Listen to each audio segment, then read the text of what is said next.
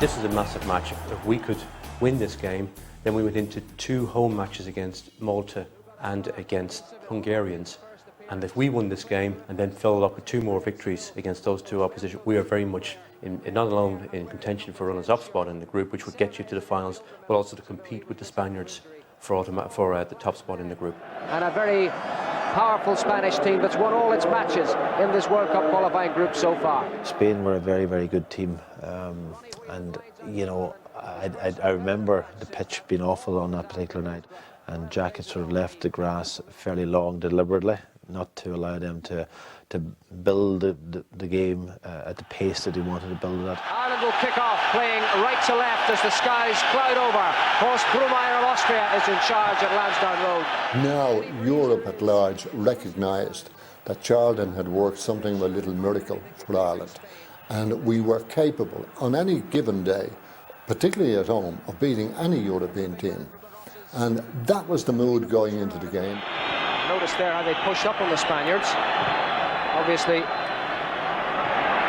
Spain are being hemmed in their own territory, they can't pose a threat. Rather than let them get the ball, knock it 15 yards to another player, let him have a knock of it, flick it back to someone else.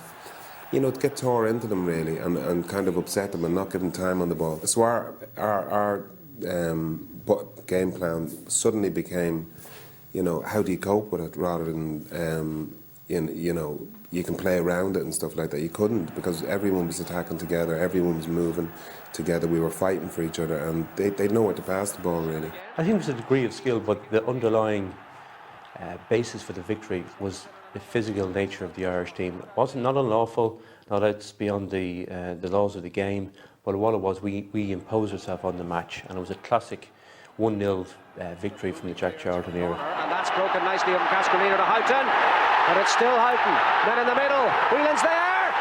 The winning goal was a result of a classic move, goalkeeper up long one up forward, and then picked up eventually by Whelan, and Michel, was it, stuck the ball past his own goalkeeper.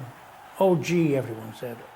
It was actually an own goal. I think Ronnie Whelan was fairly sort of instrumental in it and crossed the ball, and I'm not sure the individual, the player that actually knocked it in his own net, but we were certainly grateful for it. Cascarino quite brilliant in that, discommoding the Spaniards. Houghton too, outstanding, and watch the little touch from Whelan that set up Stapleton. There was a rebound there off the Spanish defender.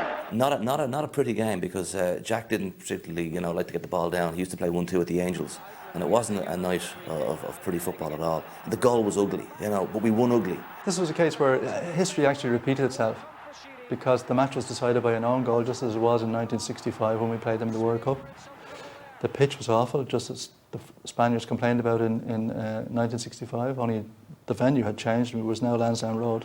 And they also complained about the brutal treatment meted out to their star player, Butragueño. Butragueño, and a foul, free kick awarded against Steve Staunton. So effectively Ireland played them off the park, physically as well as technically. For a win to sort of firmly put us on our way to the World Cup in 1990, our first World Cup, was something that we'd look forward to from the European Championships in '88. And the final whistle sounds, and Spain's first World Cup defeat is Ireland's first World Cup victory. Quite apart from the fact that financial awards of qualifying for a big tournament, there's the fact that it all rubs off on people, and people are happier and things like that. It is a simple fact of life that when your national team wins something or qualifies for something big, the reaction is huge right through the fans.